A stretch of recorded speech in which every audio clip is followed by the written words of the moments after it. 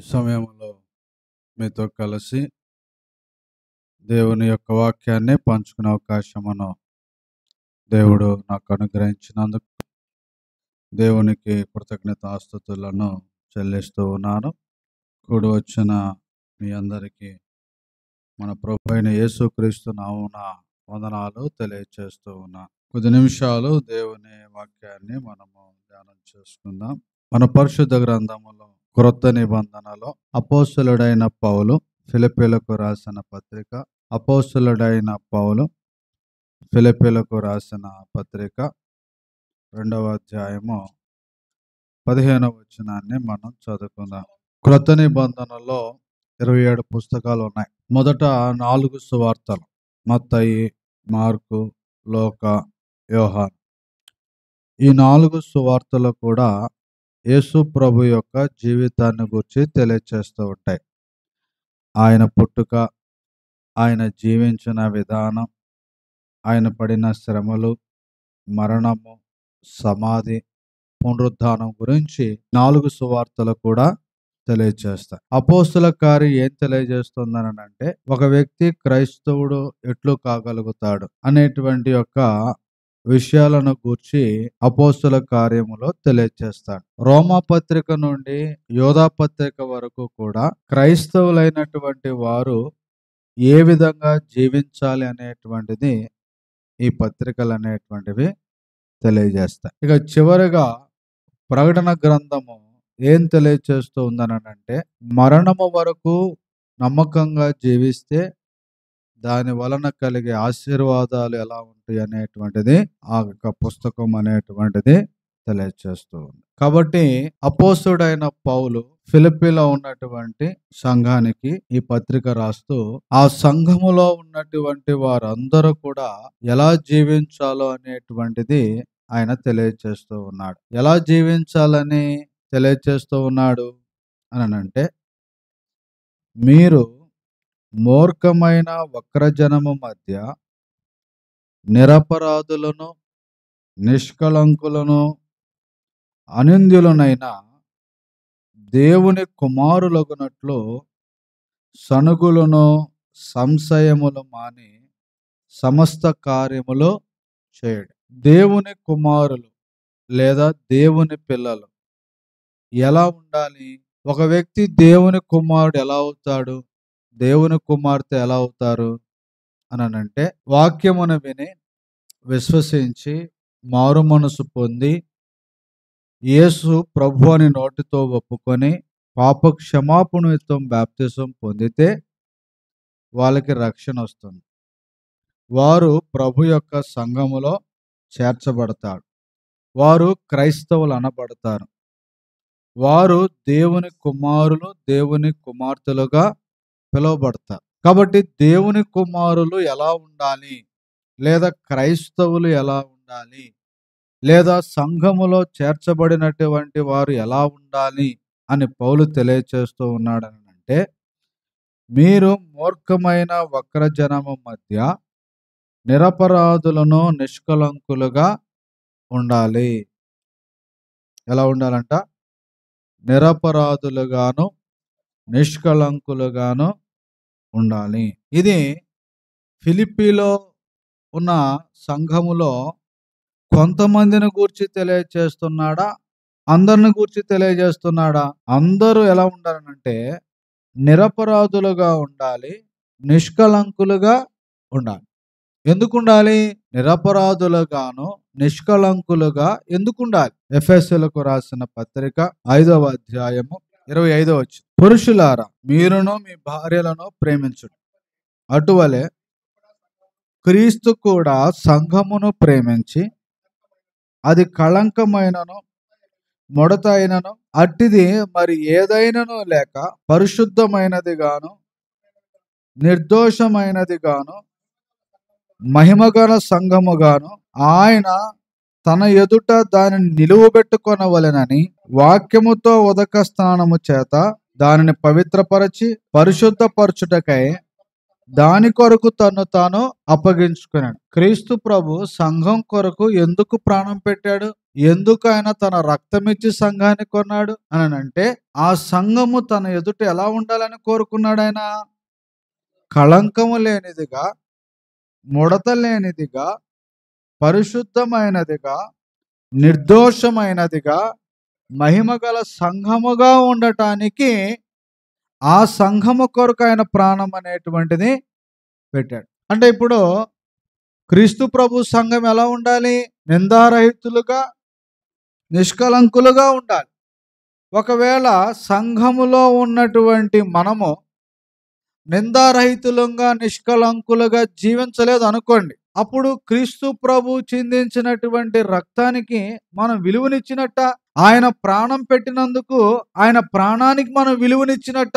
లేదు, మనం ఇవ్వలేదు. కాబట్టి నిజంగా మనము ఆయన ప్రాణానికి లేదా ఆయన రక్తానికి మనం విలువనిచ్చిన వారమైతే మనం ఏం చేస్తాం?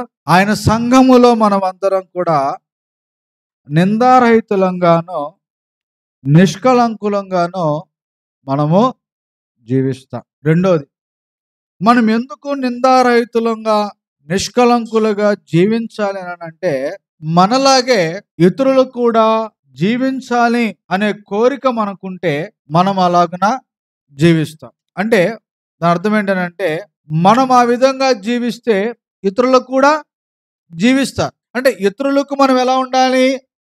మాదిరిగా ఉండాలి. ఇతరులకు మాదిరిగా ఉండాలి అని అంటే మనము నిందారహితులముగాను, నిష్కలంకులుగాను మనము జీవించాలి. మనం మాదిరిగా ఉండాలంటే మొదటి శతాబ్దములో యేసుక్రీస్తు ప్రభువారు అపోస్తులకి మాదిరిగా జీవించారు. అపోస్తులు మొదటి శతాబ్దములో ఉన్న క్రైస్తవులకు మాదిరిగా జీవించారు.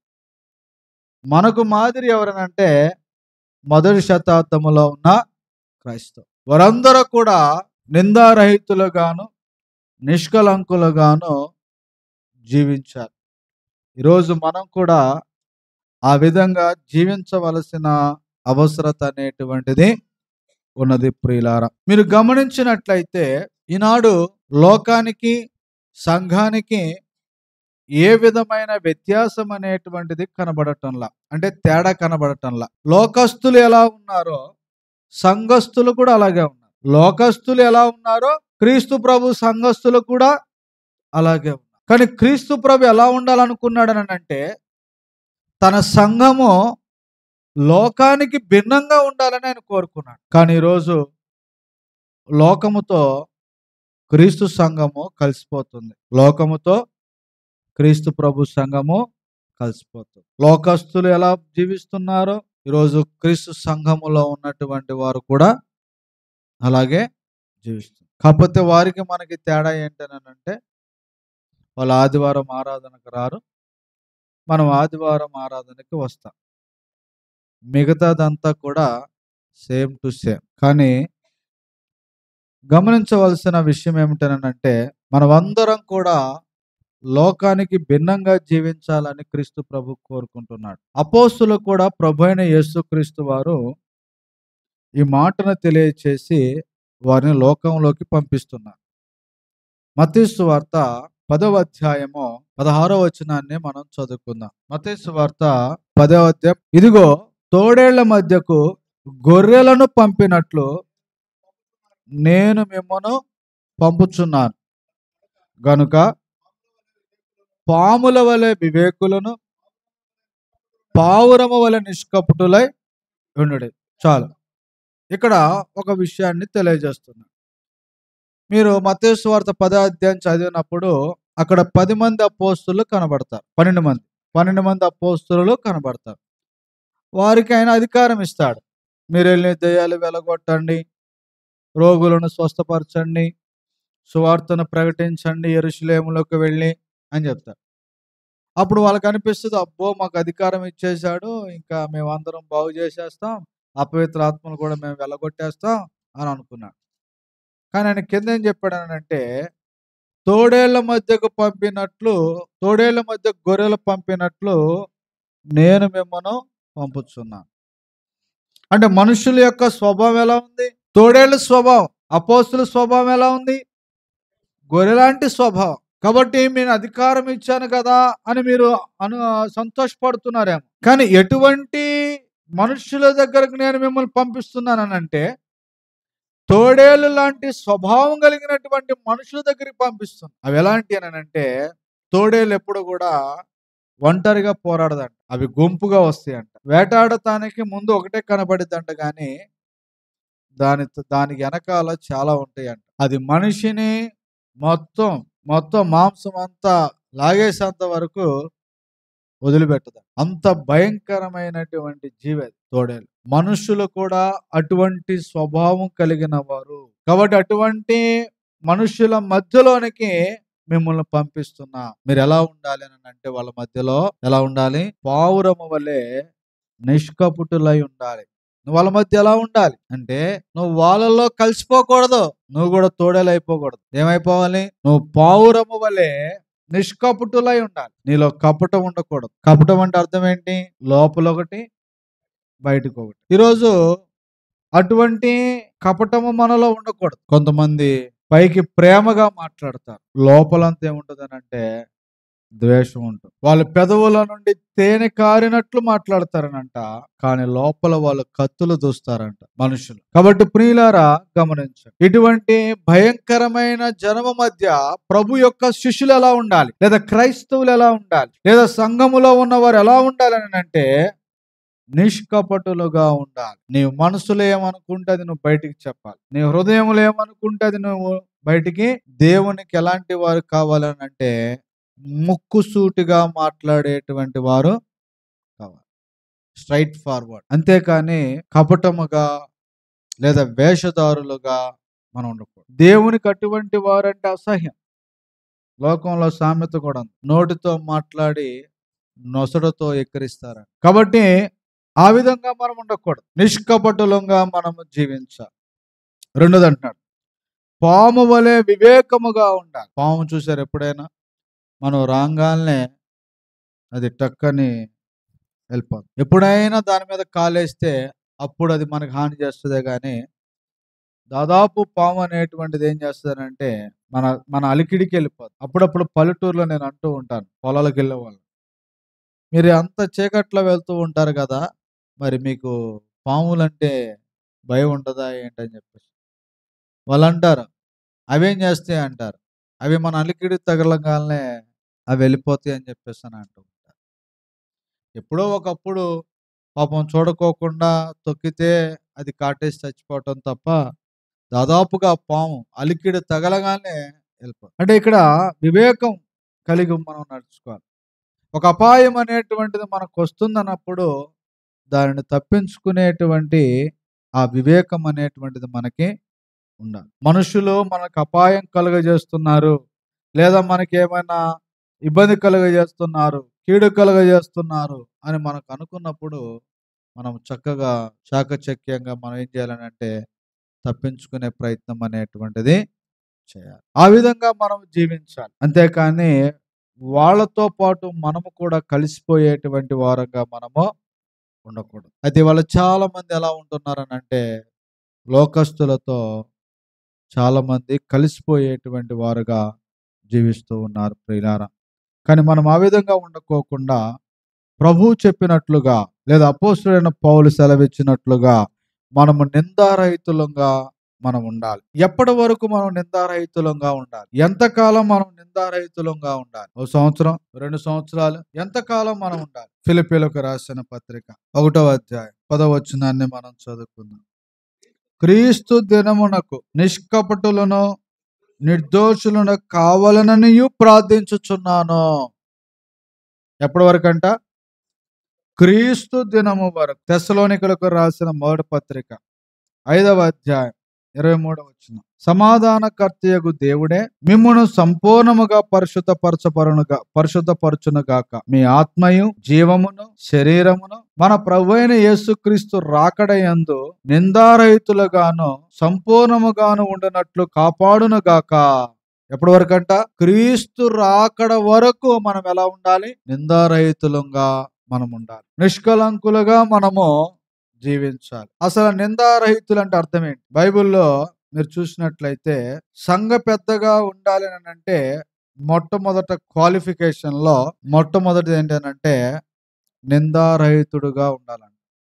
తీతుకు రాసిన మొదటి పత్రిక 1వ అధ్యాయము 5-6 వచనాలను చదువుకుందాం. తీతును క్రేతులో విడిచి వచ్చాడు. ఎందుకు విడిచి వచ్చాడు అంటే, ప్రతి పట్టణములోనూ పెద్దలను నియమించు నిమిత్తము ఆయన క్రేతులో విడిచిపెట్టి వచ్చాడు. అయితే పెద్దలు ఎలా ఉండాలంట అంటే నిందారహితులుగా ఉండాలి. తిమోతికి రాసిన మొదటి పత్రికలో కూడా మనం చూస్తాం. 3వ అధ్యాయంలో కూడా సంఘ పెద్ద మాత్రమే కాదు, పరిచారకుడు కూడా ఎలా ఉండాలనంటే నిందారహితుడుగా ఉండాలి. తిమోతికి రాసిన మొదటి పత్రిక 3వ అధ్యాయం 1 నుంచి చదువుకుందాం. ఎవడైనను అధ్యక్ష పదవిని ఆశించిన ఎడల అట్టివాడు దొడ్డ పనిని అపేక్షించుచున్నాడన్న మాట నమ్మదగినది. అంటే అధ్యక్ష పదవి అని అంటే సంఘ పెద్ద, మంచి పని అని అర్థం. అధ్యక్షుడగు వాడు ఎలా ఉండాలంట?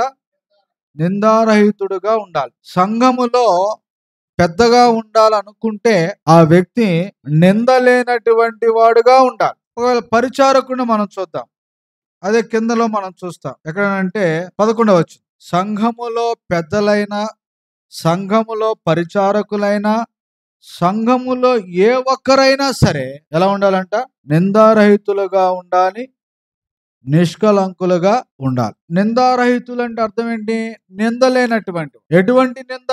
మనలో ఏ విధమైన చెడు అనేటువంటిది లేదు అనేటువంటిది మనం చూపించాలి. 10 మంది ఉన్నారు. ఆ 10 మందిలో తప్పు చేశారు ఎవరని అంటే 9 మంది తప్పు చేసినా మనం మాత్రం తప్పు చేయనటువంటి వారంగా ఉండాలి. ఎల్లప్పుడూ ప్రతి చోట మనము నిందారహితులంగా ఉన్నామనేటువంటిది మనము దేవుని ఎదుట, మనుషుల ఎదుట చూపించుకోవలసినటువంటి వారమై ఉండాలి. ప్రియులారా, ఈరోజు మీరు గమనించినట్లయితే మనలను గూర్చి ఇతరులు ఏమనుకుంటున్నారు, మనలను గూర్చి మన కుటుంబ సభ్యులు ఏమనుకుంటున్నారు, మనలను గూర్చి సంఘము ఏమనుకుంటూ ఉంది అనేటువంటిది మనం పరిశీలన అనేటువంటిది చేసుకోవాలి. మన పైన ఏ నింద మోపుతూ ఉంది, ఏమి నింద మన పైన మోపుతుంది? ఒకవేళ అబద్ధ బోధలు మనం వింటూ అబద్ధ బోధకులను మనం అనుసరిస్తున్నామా, లేకపోతే మనం ఇతరులను చిన్న చూపు చూస్తున్నామా, లేదనంటే మనం ఏమైనా మోసం చేస్తున్నామా, లేదనంటే మనం ఏదైనా చెడు పనులు చేస్తున్నామా, లేదంటే మనం ఏమైనా చెడు అలవాట్లు కలిగి ఉన్నామా? ఎటువంటి నిందలు మన పైన వస్తున్నాయి? ఫలానా వ్యక్తి అటువంటి పని చేయడు, ఫలానా సహోదరి అటువంటి పని చేయదు. కాబట్టి ఏదైనా నిందలు కొంతమంది చెప్తూ ఉంటారు.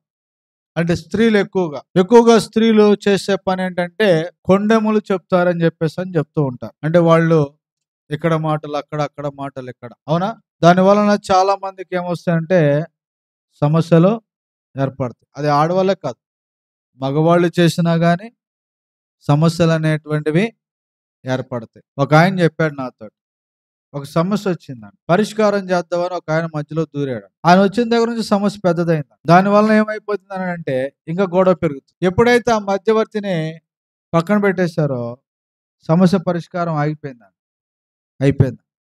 సమస్యలు అనేటువంటివి ఇవాళ మీరు చూడండి, చాలా మంది ఏంటంటే దేవునికి వ్యతిరేకమైనటువంటి కార్యాలు చేస్తున్నారు.